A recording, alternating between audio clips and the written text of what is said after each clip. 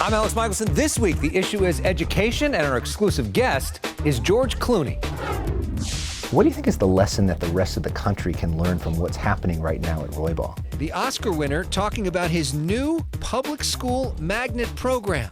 We're just trying to level the playing field. We also share plenty of laughs. Do you think George Clooney, The Bachelor, would have done this? Broadcasting across California, you're watching The Issue Is. And welcome to The Issue Is. I'm Elex Michaelson. George Clooney is known as an actor, director, writer, producer, activist, and now public school co-founder. In a moment, our exclusive one-on-one with him, but we begin with a tour of one of his favorite places.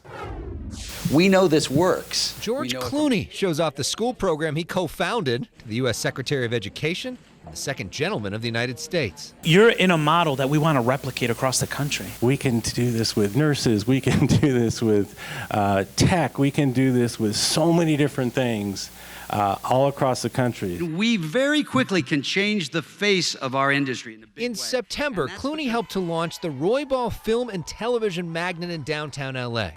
Every class here geared towards training students for so-called below-the-line jobs on a film set. Essentially everything that isn't a writer, director, or producer.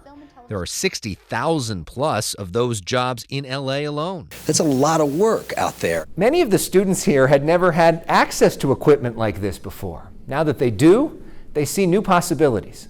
Clergo Roman is now considering becoming a cameraman. It really brought new opportunities for me that I didn't think I could do. So I'm really grateful for that. Blanca Cruz is the principal. The most unique part of it is the partnerships. Not only did Clooney recruit friends like Don Cheadle and Mindy Kaling to serve on the advisory board, but also some of the biggest companies in Hollywood are donors. Yes. Kerry Washington and Netflix hosting a screening for the kids, Disney a Black Panther movie night, and our parent company Fox offering a studio tour, including behind the scenes of Fox Sports. Rob Wade is CEO of Fox Entertainment and a Roybal board member. We've all had that moment where we're outsiders and we're trying to get in somewhere, and we're not given that opportunity, that leg up, and this is giving everyone that opportunity and that leg up and the equity. 10th grader Kennedy Pinto couldn't be more grateful for coaching by Clooney himself. If you're just like a normal person, you wouldn't think of someone like him who's like a big star to like come and speak to you and want to do a change for you and other people. The LAUSD superintendent is thrilled to have this program start here. You are in the room where it happens, the classroom of America. We want this to be in New York. We want this to be in Atlanta. We want it to be in Chicago. We want to change the complexion of our sets. After the tour, Clooney sits down with us for an extensive and exclusive one-on-one interview. George Clooney, thanks so much for being with us, and thank you for what you do. Well, thanks for showing up today. Yeah. It's an exciting time for us for the school. Let's talk about the idea for the school in the first place. Where did the first idea come from? Well, we have a problem in our industry with diversity, particularly not as much in front of the camera, honestly. We're getting better at that, but behind the camera. If you go to the sets, they don't represent what the rest of the country looks like. We're trying to fix that, but a lot of times we're doing it sort of at the end of the process instead of at the beginning. We're trying to hire people, just to say quickly, let's fix it, let's hire people. And it's setting people up to fail, quite honestly. And we were looking at it, my buddy Grant and I and Brian Lord, about how do we get into this at a much earlier place. And the much earlier place seemed to be high school, because there's a lot of kids who aren't going to end up going to college, and they're not going to end up in a four-year education, and they want to get to work. And we thought, well, if we get them into learning this trade in 10th grade and 11th grade and 12th grade, tying the curriculum directly to the school, so these kids that you saw today, they're going to get a diploma. They can go to college if they want, and they might very well want to. But they're also going to get an internship and apprenticeships. And we had the unions there, who are a huge hurdle that we're able to use now, to be able to say, okay, when you guys graduate, if you've done all the work and succeeded at it, there'll be jobs available for you immediately. And the reason that's important is because there are so many young people. It's 90% below the poverty level at Roybal School. Mm-hmm. There's so many young people who don't even know these jobs exist. You know, they're kind of legacy jobs. They don't know about a visual effects supervisor that can get paid a lot of money.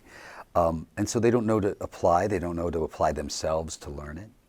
And so we're not getting them until it's, they're not getting the opportunity until it's too late. So our thought was, well, let's get in early. And, you know, we went to everybody in the studio, every network. We came to you and we said, help us out. Everybody came up with money. It costs a lot of money to do this. We got the state to step in and help. And now we're trying to scale it so we can do it in New York and we can do it in Louisiana and the places where our industry is working in the largest part. What's it like for you? Because one thing to talk about this as a concept, it's another thing to be in the school. Yeah. What's it like for you to look them in the eye and see it happening? Today was pretty amazing when you have these, you know, 2 young kids talking about how they're excited to go to school and they have these dreams. You know, they're in 10th grade. I didn't figure out what I wanted to do until I was about 21 or 22 years old. And they're getting ideas that they'd never known. They didn't know that these jobs existed. They didn't know that it was available or ever going to be available to them. So watching that world open up for a bunch of young kids is really important. And for us in particular, this is kind of fulfilling the promise that we all think we're making constantly. You know, we keep thinking we're saying, well, we want to do the right thing, and we want to hire, and we want diversity, and we want all those things. And you'll hear phrases like the Oscars are so white and things like that. Well, clearly this is a problem, and we need to address it at a much earlier stage, and that's how you fix it. You know, I did a hospital show for a while called ER. Yeah. And the thing they would talk about all the time is, you know, we're using emergency rooms as primary care. And you can avoid an awful lot of bad illnesses if you had, if you were seeing doctors at a much earlier stage. It's basically the same theory. You know, if you were in 10th grade and you had this sort of experience, how would this have potentially changed your life? Well, but that's the difference is, you know, I grew up, you know, we weren't poor, but we didn't have money. No, we didn't really, you know, but I was a white kid in middle America. And so the thought that there wasn't anything available to me never occured. You always thought that was something that was available to you. Not that I knew about these things, but there's still a huge difference as you know and you have seen. And, you know, we're just trying to level the playing field. You know, it's a funny thing. There's a lot of political, you know, issues that come into play, obviously, whenever you talk about government spending and things like this. We feel as if, first of all, you get more than your money back. You know, these kids become taxpayers really, really quickly. And if your inclination is to say affirmative action isn't fair, and that is many people's inclination, this is the argument to say, well, then this is the way to do it, right? Now you're saying, okay, no one's taking anyone's job that isn't already qualified for it. But they weren't getting the opportunities. They weren't getting the educational opportunities. They didn't even know the jobs existed. So we're just saying, let's do it earlier and see if we can fix this problem. And you had the opportunity to literally have the top people in the country there seeing it now, the Secretary of Education, the Vice President's husband as well. What's your message to them in terms of making this a bigger thing? Well, you know, it's funny because it boils down to a couple of things. You know, we need their attention, but they have it. You know, they really do have a great interest in education. We need funding because, you know, Grant and Brian and Don and I, we can't guilt everybody forever. You know, we guilt every studio. We call them going, well, you're going to do it. Well, they did it. And we keep hitting them all up. And you keep doing it. And we'll keep trying, but it gets harder. And again, as I said before, this is the kind of spending that has a huge return on the investment. There is not an example where it hasn't paid huge dividends in doing it. So this is a good use of money. So, and you know, we'll still keep guilting everybody else along the way. Right.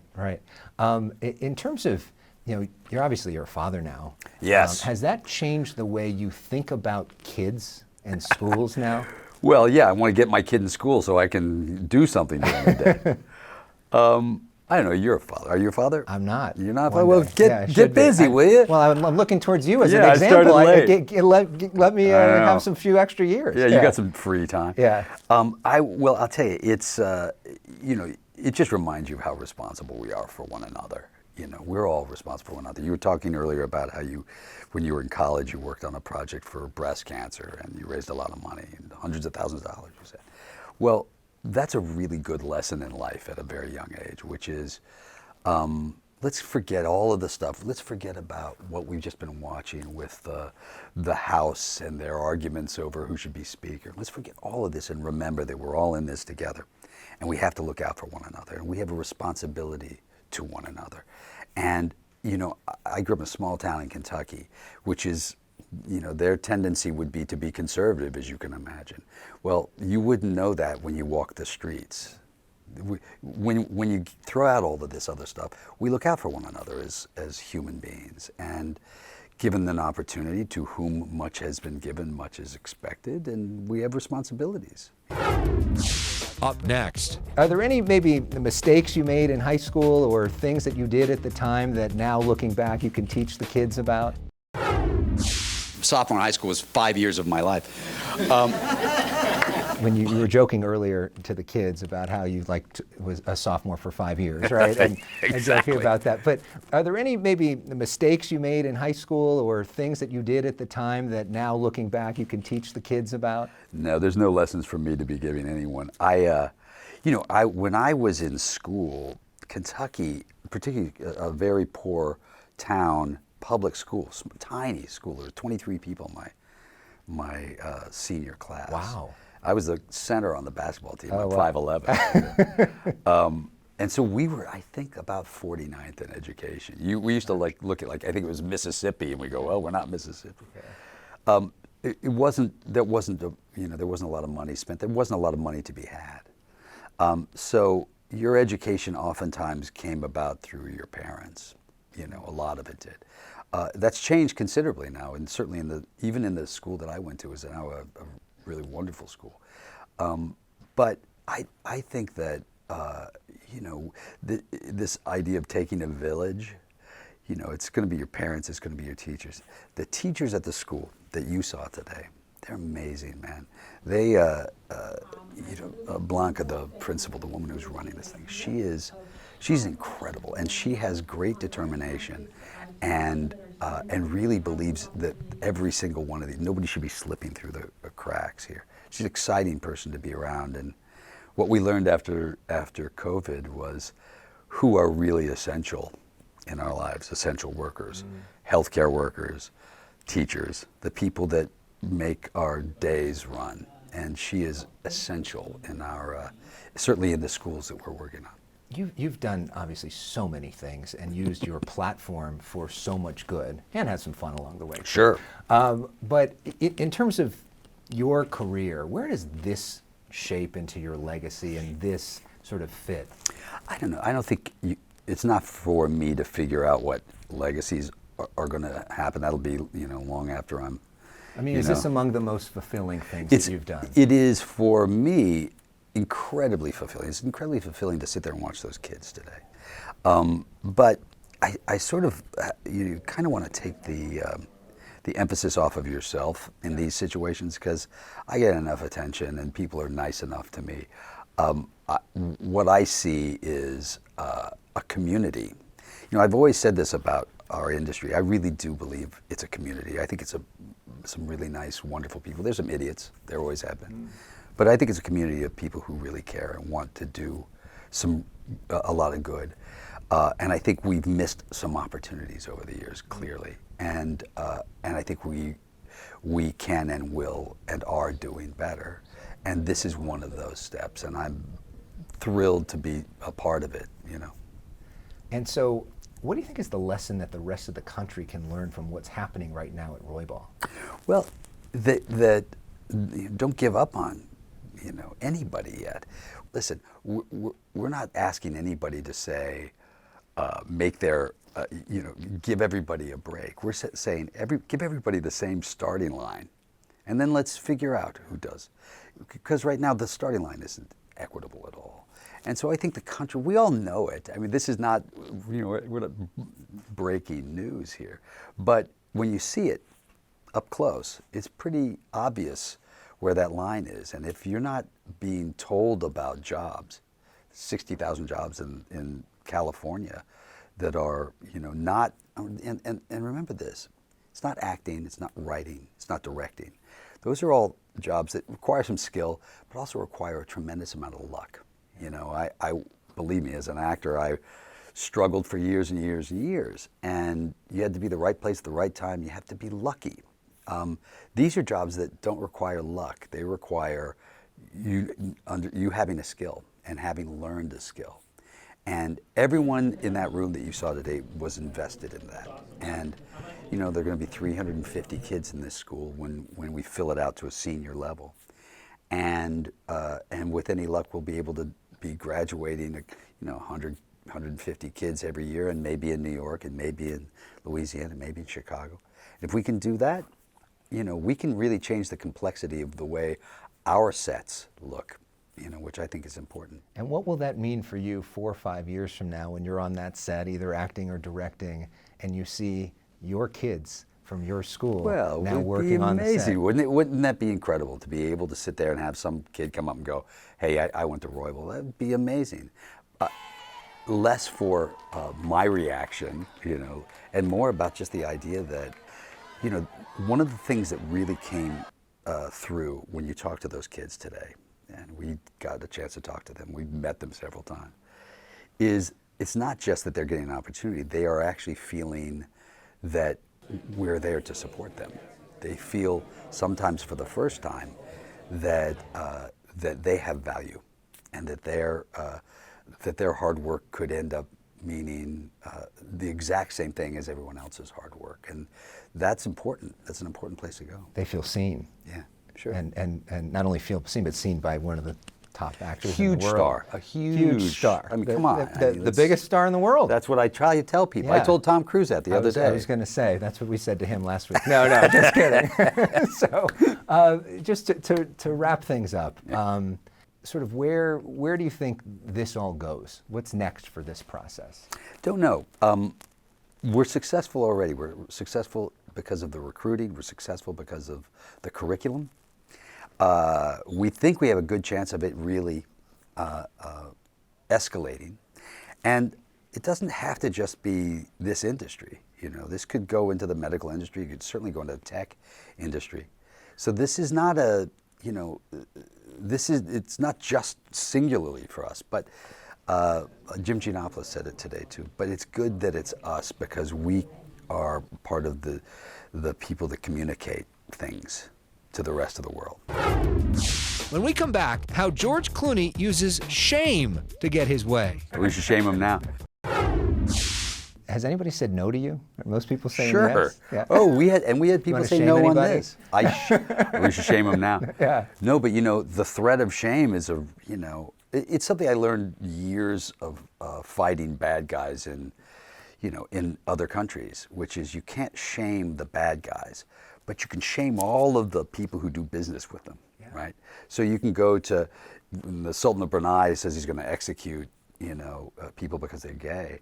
Well, you can't shame him, but you can go to all of those other companies that are doing business with him and say, we're going to come after you in the same way that we go after him. And they can change things.